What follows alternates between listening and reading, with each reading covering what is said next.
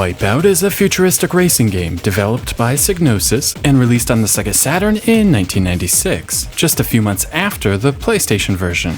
Despite Psygnosis being owned by Sony, they were given enough freedom to create games as they pleased, and Psygnosis developed games for competing hardware like the Nintendo 64 and Sega Saturn. Myself, I've never been the biggest wipEout fan. It's not that I don't enjoy the series, but there was always something else during the 90s capturing my attention. Weirdly enough, the Sega Saturn game would end up being my entry point into the series. The main meat of wipEout is the championship mode, allowing you to select between 4 different teams, each with 2 racing crafts, to try and win the series. The racing teams all have different stats in thrust, top speed, mass, and turning, making experimenting with all of them a must. A racer with a weak mass will lose a lot of speed during collisions, while one lacking thrust will have trouble recovering from a collision with the wall. The balance between them all is nice, though I feel top speed is probably most important. After selecting a ride, you're off to the races. wipEout is what I would consider a hardcore racing game. It demands your full attention, requires you memorize the tracks,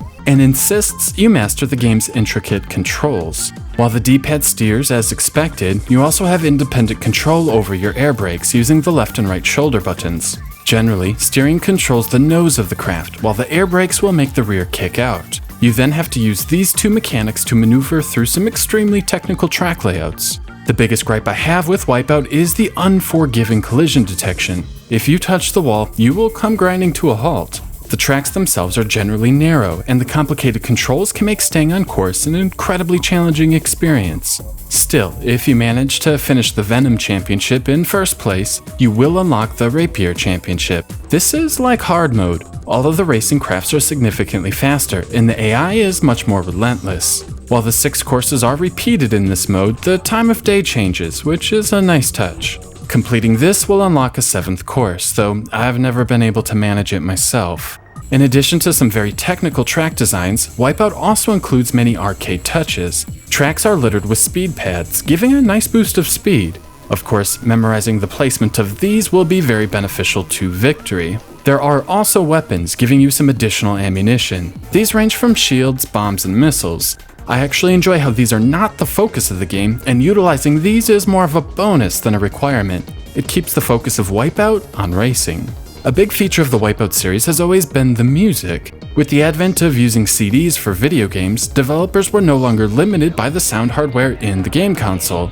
Psygnosis took full advantage, using their in-house sound engineers to create some truly amazing music for the Saturn version. If you don't like house or techno, you might find the music a bit obnoxious, but the quality of the tracks is really outstanding.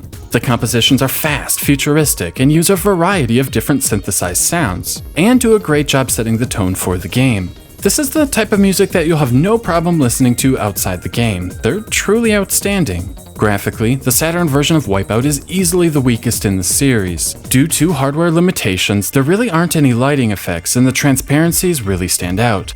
The shield is a checkerboard pattern and looks extremely dated on modern video equipment. Even worse, the game runs at just 20 frames per second. But you know what? Despite the technical drawbacks, this is a great looking game. To my eyes, the polygon work is much better than other racers on the system, and the texture work is definitely some of the best I've seen on the Saturn. Pop-up is present, but relegated to the distant background, and the frame rate rarely, if ever, drops from 20 frames per second. Overall, wipEout is a good game for the Saturn. Unfortunately, the brutal difficulty really holds it back from being a great one. I consider myself skilled at racing games, and it's easily the genre I most excel at. However, wipEout is almost too complicated for its own good. It can be ridiculously difficult to navigate turns, and recovering from oversteer or understeer can be downright frustrating. I find this to be a shame. The track layouts are really terrific, with a nice blend of turns, chicanes, and elevation changes having a flow to them that few racing games possess. But the game's shortcomings, specifically the collision detection, really put the brakes on the fun. Overall, wipEout simply isn't accessible to anyone but the most hardcore. I'm all for a tough racing challenge, but this first installment of wipEout is a bit rough. 3 out of 5.